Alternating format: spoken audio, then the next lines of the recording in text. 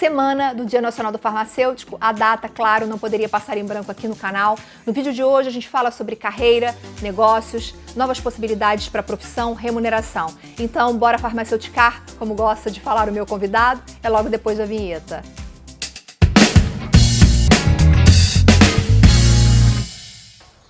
Olá, seja muito bem-vindo e muito bem-vinda ao canal da Ascoferd no YouTube. Eu sou Viviane, está no ar mais um É de Farmácia. Hoje um programa especial para celebrar o Dia Nacional do Farmacêutico, celebrado esta semana, no dia 20 de janeiro. Então, um olá mais especial ainda para você que é farmacêutico, para você que é farmacêutica. E tem um convite para você. Se você ainda não se inscreveu aqui no canal da Ascoferd, se inscreve agora, ative o sininho das notificações para não perder nenhum conteúdo. E você também tem a possibilidade de ouvir esta entrevista em formato podcast no Spotify e no Google Podcasts. Estamos na semana do Dia Nacional do Farmacêutico e nada mais conveniente que falar da profissão farmacêutica, que vem ganhando cada vez mais destaque no cenário nacional da saúde. Para conversar comigo sobre esse assunto, eu convidei Inácio Louvain, que é mentor de carreira e negócios para farmacêuticos, consultor de farmácias e palestrante. Inácio, muito obrigada pela sua presença aqui no É de Farmácia. Bora, como você costuma dizer, farmaceuticar? Bora farmaceuticar, Viviane. Eu que agradeço esse convite. Para mim é um prazer estar aqui no É de Farmácia, tá bom? E celebrando, veja, né, esse 20 de janeiro, esse dia do farmacêutico, que para a gente é uma data muito marcante, muito especial, então tem um sabor adicional aqui, né? Muito obrigado pelo convite. Nós que agradecemos. O Inácio, pessoal, já impactou mais de 70 mil pessoas com o trabalho dele. O trabalho dele no Instagram é incrível. Também tem um canal aqui no YouTube repleto de conteúdo. E para você encontrar o Inácio, basta olhar na descrição desse vídeo que eu já coloquei todos os links lá para você, combinado? E antes de seguir com o Inácio, quero te pedir já para deixar o seu like aqui nesse vídeo e compartilhar com todos os farmacêuticos desse Brasilzão aí que eles estão merecendo. Inácio, explica pra gente de onde veio essa história de farmaceuticar, o que te inspirou a criar esse verbo para nossa língua portuguesa? Eu acho que na próxima edição do Aurélio a gente tem que ver se vai ter né, essa atualização, esse upgrade, né? Mas, Viviane, a gente tem um momento na farmácia, sobretudo um momento para o farmacêutico, né? De muitas transformações. Se a gente pegar os últimos 15 anos, puxa, muita coisa aconteceu. E aí eu estava foi durante a pandemia, início ali de 2020, março, abril de 2020, a gente dentro de casa, aquela coisa toda, e aí eu estava em uma live e teve um dado momento que eu citei alguma coisa no sentido que estava nítido para boa parte da população o quanto um farmacêutico sério, né, podia fazer diferença na saúde de uma pessoa. A gente estava no meio de muitas fake news, né? Várias mentiras e tal. Então, o farmacêutico era aquele porto seguro. E aí eu soltei alguma coisa do tipo, puxa, o nosso trabalho é a nossa expressão de arte. E aí eu fiquei com essa coisa, é a nossa expressão de arte, dali a pouco você precisa farmaceuticar, né? Então, o farmaceuticar ficou esse símbolo aí da revelar o nosso trabalho farmacêutico enquanto sendo o nosso jeito de melhorar a vida das pessoas, nosso jeito de melhorar o mundo, né? Então, farmacêutica representa isso, é o ato ou o efeito de revelar a arte farmacêutica. Vamos falar um pouquinho dessa arte aqui então, ó. Você é mentor da profissão, você vem acompanhando todo esse desempenho que o farmacêutico teve aí, principalmente acho que nos últimos 10 anos, eu venho acompanhando o setor há quase 20 já, eu acho que deu um boom assim, né, o farmacêutico ele explodiu e ele trouxe novas potencialidades, novas possibilidades de crescimento profissional. Mas hoje, a sua análise para o nosso... Vamos fazer um corte do momento atual. Você acha que o farmacêutico já está ocupando o lugar que ele deveria ocupar na farmácia? A gente vai falar de farmácia, Inácio, porque é o nosso principal público, tá? A farmácia e a drogaria. Você acha que esse farmacêutico já é protagonista nessa farmácia? Não, ainda não. Mas está muito melhor do que há pouco tempo atrás. E aí a gente abre aqui um ponto importante, que é o quê? O nosso desejo é que a gente já esteja vivendo isso, principalmente para quem hoje está em uma farmácia. O desejo é que ele já vivesse um cenário de reconhecimento, de valorização. Não é? Estamos num processo de transição, e normalmente um processo de transição, ele traz consigo, puxa, angústia, ansiedade. Por quê? Porque eu já queria ter ido. Eu já queria ver uma sociedade sabendo o nosso papel. Eu já queria ver uma sociedade fazendo questão de entrar numa farmácia e falar, cadê o farmacêutico? Não tem? Como assim não tem? Isso é um absurdo. Né? Então, isso não existe hoje de uma maneira plena, mas já começou. Hoje a gente tem no Brasil, Viviane, algo em torno de 280 mil farmacêuticos. Desses 280 mil, 81% atuam em farmácias. Não é? Então, assim, nós estamos falando de... A maior parte dos farmacêuticos, a cada 10 farmas no Brasil hoje, 8 estão na farmácia. Então, dizer que 8 em 10 já vivem com plenitude esse reconhecimento, eu tenho para mim que não. Mas a gente, cada dia que passa, a gente está dando mais um passo nessa direção. Então a gente já começa a ver. Né? Então a gente já começa a ver farmacêuticos podendo farmaceuticar. Ou seja, sair de um modelo anterior, que era um modelo mais ligado a pegar uma prescrição, buscar, né, o medicamento correspondente e entregar isso ao paciente, ou fazer uma dispensação, dando informações, com todo cuidado, com todo zelo, procurando garantir, não é, que o paciente vai tomar o medicamento. Só que mais do que isso, o olhar farmacêutico exige o quê? Eu saber se aquela proposta de tratamento é, de fato, aquilo que o paciente precisa. Então, nós estamos nesse momento, num olhar do farmacêutico, mais enquanto farmacêutico, do que um olhar no sentido, eu vou colocar uma palavra só para representar, tá bom? Como um atendente. Então, existe um momento, né, em que o farmacêutico volta para a farmácia. Nem sempre o farmacêutico trabalhou na farmácia no Brasil, né? A gente passou uns 40 anos onde o farmacêutico não esteve presente na farmácia, a gente volta ali meados da década de 90.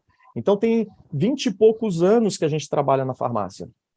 É interessante essa questão que você traz do olhar, porque, na verdade, pelo que eu pesquisei do seu trabalho, né, seria um olhar mais voltado para a saúde e um olhar menos técnico, porque você, inclusive, diz muito que o conhecimento técnico que o farmacêutico obtém na faculdade ou nas especializações que ele faz, esse conhecimento técnico não é suficiente para exercer todos os aspectos da profissão. Quando eu levanto essa bandeira do o técnico, é aquilo que a gente vai estudar até o último dia das nossas vidas, porque a gente ama a molécula, a conformação, sabe, a combinação de átomos, aquela coisa toda. Isso aí, o farmacêutico normalmente é a paixão dele. Acontece que o que gera mais resultado para a saúde, e aí a gente num ensejo de cuidar do farmacêutico, ou seja, o farmacêutico trabalhando de fato como um farmacêutico, ele, para colocar um paciente no tratamento, não basta só ele ser um grande conhecedor da molécula, mas, sobretudo, ele precisa ser um bom vendedor. Que vendedor é esse? É o vendedor que vende o tratamento, ou seja, para eu colocar o paciente dentro, eu preciso fazer com que o paciente queira estar dentro. E isso é comprar uma ideia, por exemplo. Então, a persuasão, ela é importantíssima. O buscar novos caminhos para trazer o paciente para um tratamento, né, é algo que, às vezes, não está no nosso livro de biologia, de química, farmacologia, não vai ensinar isso para a gente. Então, o que eu quero, cada vez mais com essa bandeira, é acender que não é só estudar a nossa ciência farmacêutica, também ela, mas, sobretudo, comunicação, persuasão, negociação. Vamos falar de empreendedorismo na profissão farmacêutica. Esse tema é sempre muito assim delicado de se falar, né? Porque às vezes a pessoa assim, o farmacêutico pensa: eu não tenho a minha farmácia, eu não tenho o meu negócio. Como é que eu vou empreender no negócio de outra pessoa? Eu queria te ouvir sobre isso, assim, sobre como o farmacêutico pode empreender na farmácia onde ele trabalha sem ser dono desse negócio. É possível? Que ótimo, que ótimo. Olha que maravilha a gente poder ter esse bloco aqui no Ed Farmácia. E eu vou abrir até um parênteses, né? Que algo que me deixa ainda mais feliz, Viviane, é que Ed Farmácia é Ed Farmácia. Inácio, o que é isso? Não é de drogaria. Não sei se está claro isso para todo mundo, né? Porque durante muitos anos, drogaria era aquele lugar que vendia medicamento, né? A farmácia, ela já tem uma simbologia mais ligada à saúde. Então, eu acho incrível o nome Ed Farmácia. Tem gente que ainda confunde, Viviane. Eu estava numa palestra há pouco tempo atrás, eu perguntei, alguém aqui, né, só farmacêuticos, trabalha em farmácia? E pouquíssimas pessoas levantaram a mão, e eu estranhei aquilo. Falei, puxa vida, né? Cadê os 8 em 10, né? E aí eu perguntei, alguém aqui trabalha em drogaria? Aí todo mundo levantou a mão. Aí eu falei, opa, não está claro que existem farmácias. Existem farmácias sem manipulação. Então, que maravilha a gente poder ter aqui isso no Ed Farmácia. Olha, trazer essa saúde da farmácia para dentro do empreendedorismo, se a gente for pegar de 2 décadas para trás, a gente tinha alguns caminhos, né? Que era abrir uma distribuidora, era abrir uma farmácia, era abrir talvez uma farmácia magistral, né? Com manipulação ou sem manipulação, talvez alguma coisa nesse sentido, né? Talvez uma pequena indústria, algo assim. Quando a gente começa e vem de 2009 para cá, já abre um outro leque. Por que 2009? Em 2009, Viviane, a gente tem uma resolução, que é a RDC, né, Resolução da Diretoria Colegiada da Anvisa, que é a 44. Essa resolução, ela começa a plantar uma semente dos serviços farmacêuticos. E isso nos permite a chegar hoje, enquanto a gente está gravando isso aqui, é muito provável que o YouTube é mágico, porque o vídeo dura muito tempo, então talvez alguém vai assistir isso daqui 5 anos, daqui 10 anos, enfim, a gente não sabe. Mas enquanto a gente grava, nós estamos vivendo um dos capítulos mais importantes para os farmacêuticos que possuem esse viés empreendedor. Porque no ano de 2022, nós tivemos mais dois avanços, né? Que é o farmacêutico autônomo e essa coisa da telefarmácia. Ou seja, agora está regulamentado. Então, não só eu posso empreender no mundo físico, enquanto um farmacêutico, mas eu também posso empreender até no mundo digital, e de mais maneiras. Quando a gente entra com esse pacote de comunicação, marketing, persuasão, eu consigo escoar o meu conhecimento. Então, quando a gente vai falar de empreender hoje, eu posso empreender, olha como que o cenário ficou positivo, eu posso empreender com investimento financeiro? Posso. Então, se eu tenho um aporte financeiro farmacêutico e eu quero criar alguma coisa de vacina, eu posso. Eu quero criar alguma coisa de um serviço específico farmacêutico, como a perfuração do lóbulo auricular, eu posso. Eu posso fazer um atendimento no domicílio das pessoas e fazer um acompanhamento farmacoterapêutico, eu posso. A autonomia para o farmacêutico permitiu isso. E o que é essa autonomia? É eu poder ter o meu negócio farmacêutico, vou chamar de negócio, o meu negócio farmacêutico sem vínculo com a farmácia, porque antes, Viviane, até 2021, só era possível um farmacêutico atuar nessa esfera, né, do cuidado farmacêutico e tal, se ele estivesse vinculado a uma farmácia, um estabelecimento farmacêutico tido como farmácia, e agora não. Ou seja, você tem dinheiro, você consegue fazer algumas coisas. Você não tem muito recurso para começar, você pode fazer também. Mas a partir de agora, as nossas graduações, isso significa o quê? Daqui 3 a 5 anos, os novos farmacêuticos, a nova geração de farmacêuticos já vai vir com um chip implantado do quê? Do empreendedorismo individual, pelo menos. E um outro caminho que a gente ainda tem é o caminho da educação.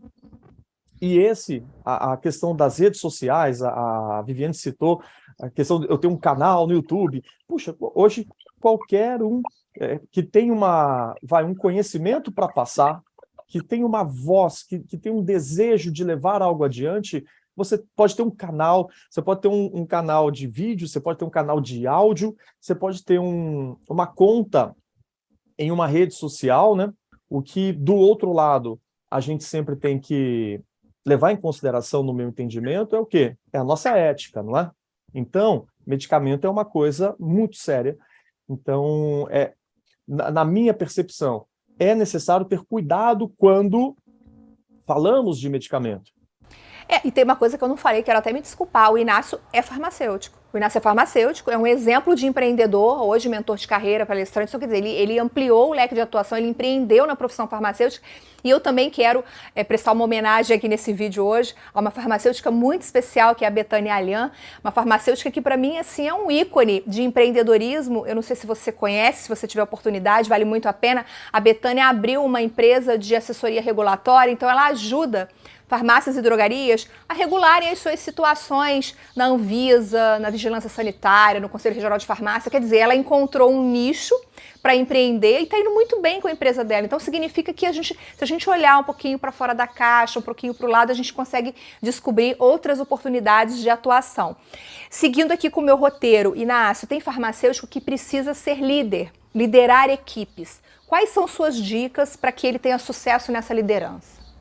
Primeiro, né, a questão da liderança para o farmacêutico já é esperada naquilo que diz respeito ao medicamento, naquilo que diz respeito à legislação, naquilo que diz respeito, inclusive, à educação da equipe, porque o farmacêutico, legalmente falando, ele é o responsável pelo treinamento, pelo, né, o grau de conhecimento da equipe que ele tem. Então, para ele exercer esse papel ali de também educador, ele vai precisar puxar esse grupo, então ele vai precisar recorrer à liderança.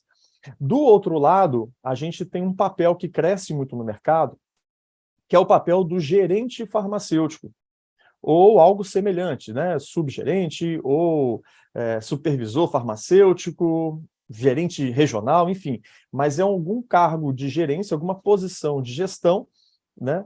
Onde eu tenho ali um farmacêutico. Para ambas as situações, a liderança ela se faz presente.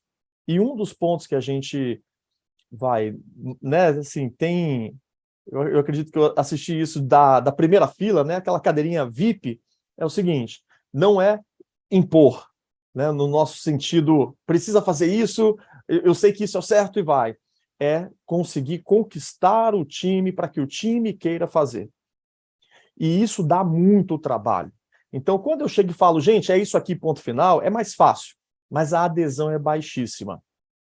Então, se eu sou um líder farmacêutico, nada a ver com o cargo, né? Mas eu exercendo o meu papel de liderança, eu preciso contagiar positivamente, inspirar essas pessoas a quererem. Ou seja, essa liderança de inspirar traz consigo ainda um outro papel do farmacêutico, que é o quê? Que é dar o exemplo, né? É o primeiro a ter que tomar as decisões mais difíceis. É quem tem a responsabilidade de dizer sim e a responsabilidade de dizer não. Do outro lado, no papel gerencial, a situação é a mesma, é a tomada de decisão.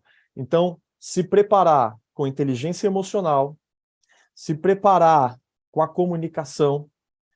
Um dos grandes desafios hoje dos líderes é a comunicação, porque eu acho que eu disse, a pessoa entendeu diferente, e na hora de realizar, realizou de um terceiro jeito. E quem que falou que era para fazer isso? Maravilha. Inácio, o setor, ele é um setor muito variado. A gente tem aí, a maioria é farmácia independente, de um dono só, uma loja, mas a gente também tem uma concentração muito grande de grandes redes, né? Tem rede que tem mais de 2.400 lojas, né? Então imagina o número de farmacêuticos que trabalham nessas redes. Como que esse farmacêutico, né, agora que a gente está falando da profissão, como que esse farmacêutico pode se diferenciar entre tantos outros, assim? Como ele vai conseguir se destacar, chamar atenção positivamente para ele? Tem alguma dica de comportamento, de conhecimento técnico que ele precisa ter para se diferenciar nessa multidão? O nosso mercado, ele contrata muito, né? A farmácia é um dos maiores mercados no Brasil que contratam. Então, eu não tenho o dado mais recente de 2021, mas até 2020, farmácia ficava ali entre terceiro e quarto lugar, ou seja, é o terceiro ou quarto canal que mais contrata todos os anos no Brasil. Então, abre-se muitas vagas, naturalmente a gente tem também muitos farmacêuticos, e isso, enfim, traz para a gente até uma taxa pequena, comparado com outras profissões, de desemprego dentro da profissão farmacêutica. E as redes são esses grandes empregadores, porque na proporção, é mais fácil você encontrar uma rede com 3, 4 farmacêuticos na mesma farmácia, ao passo que, às vezes, numa independente não vai ter 3, 4 farmacêuticos, né?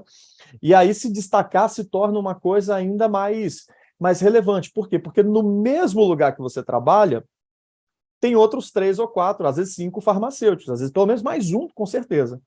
Se olhar para a rede, aí a gente pode chegar em milhares. Então, a primeira coisa são os valores.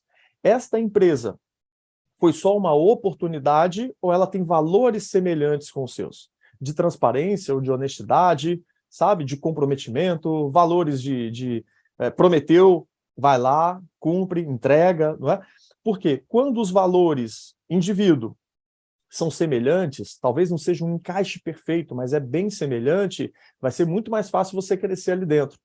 Porque aos olhos da companhia, aquilo está em sinergia, aquilo faz sentido. Não é uma pessoa contra, não é uma pessoa diferente daquilo ali. Então, parece que ela já está naquele meio. Então, o primeiro ponto são os valores. O segundo ponto que a gente vê tem um bloco comportamental, isso é fundamental, educação, enfim. Então, acho que isso faz parte, né, de qualquer cenário, em qualquer empresa, a gente deve encontrar isso, mas tem um ponto que é essa pessoa, esse farmacêutico, essa farmacêutica, provavelmente uma farmacêutica, né, a gente tem mais farmacêuticas hoje no Brasil do que farmacêuticos, mas naquilo que você é melhor do que os outros. Então, exemplo, se eu sou um farmacêutico, eu, Inácio, estou numa rede, e eu começo a estudar muito Alzheimer, eu começo a virar, sabe, um farmacêutico acima da média em Alzheimer.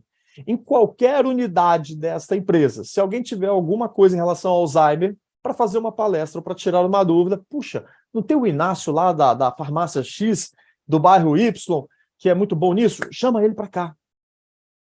Então, tem essa busca por um ponto ou alguns pontos que a gente desequilibra, eu acho que isso contribui muito, né? E na curva do independente, para não deixar quem, às vezes, é no independente, na curva do independente, às vezes você tem contato direto com o dono, ou com o gerente, com alguém que tem uma posição de tomada de decisão direta, né? Na rede, muitas vezes, você não conhece o presidente, tá? Você não conhece os conselheiros, você não conhece os maiores acionistas, tá? Então, a rede eu tenho mais pessoas entre eu, né, e o principal. Na independente, às vezes, o contato é direto. Às vezes, o principal foi quem te contratou e está do seu lado trabalhando. Então, claro que tem um desafio, mas para você apresentar um projeto, né, e crescer naquele lugar, naquela comunidade, o caminho é mais curto, não quer dizer que é mais fácil, mas é mais curto do que no caminho de uma rede, né? Você comentou agora há pouco, no início também da entrevista você falou sobre isso, que hoje o varejo, né, quer dizer, as farmácias, elas são as maiores empregadoras, elas absorvem muitos farmacêuticos quando saem das faculdades. Mesmo sendo dessa maneira, por que você acha que os farmacêuticos são insatisfeitos em trabalhar, quando trabalham em farmácias, em drogarias? A gente percebe isso, geralmente, eu estou aqui, mas eu queria ir para a indústria. O que você acha que gera essa insatisfação?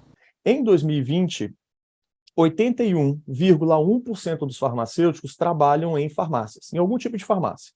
Tá bom? Farmácia de rede, ou farmácia independente, ou a farmácia de um hospital. Então, veja, 81,1%. A gente tem na farmácia 10 linhas de atuação. Então, todos nós farmacêuticos podemos seguir 10 caminhos como ponto de partida, tá bom? Desses 10 caminhos, a gente entra nas especialidades. E aí, já abre um mundo infinito. A gente tem mapeado algo em torno de 130 especialidades, só que elas se recombinam. Exemplo, eu, Inácio, né? Eu tenho uma empresa de educação, mas dentro da minha empresa de educação, eu estou conectado, às vezes, com alguma coisa, uma ponte dentro de uma faculdade, ou dentro de uma empresa, trabalhando com determinado medicamento. Então, eu começo a ter frentes, assim como eu tenho ponte com indústrias e com distribuidoras também. Ou seja, eu combino áreas diferentes, tá? Ou seja, nós farmacêuticos temos uma infinidade de possibilidades, tá? Tudo parte de 10 linhas, e depois uma infinidade. Ou seja, o farmacêutico, Viviane, ele pode trabalhar com um monte de coisa. Só que, agora vamos abrir a página dos dados, 81,1% estão em um local, que é a farmácia. Ou seja, eu não consigo acreditar que esses 81% dos farmacêuticos queriam trabalhar em farmácia. Se eles pudessem, ou se o cenário deles tivesse alguma mudança, ou algo neles mudasse ali, é provável que, se a gente perguntar, você gostaria de estar nesse exato momento trabalhando na farmácia? Uma parcela, eu não tenho essa pesquisa, seria até uma boa a gente fazer essa pesquisa, uma parcela considerável diria, não, se eu pudesse, eu estaria trabalhando com alguma outra coisa, com X, com Y, com Z, eu gosto da estética, eu gosto do não sei o quê, Então, veja, a farmácia, ela emprega, ela abre a vaga de emprego, mas nem todo farmacêutico sonha em trabalhar ali. Então, existe uma parcela dos farmacêuticos que não trocam a farmácia por nada, e existe uma parcela, Viviane, que estão ali talvez por um momento, por uma fase. E para muitos hoje, na hora que ele chega ali e trabalha, ele realmente vê, puxa, eu não me sinto farmacêutico aqui. Então, se não há o sentimento, talvez o corpo esteja, mas a cabeça está em outro lugar.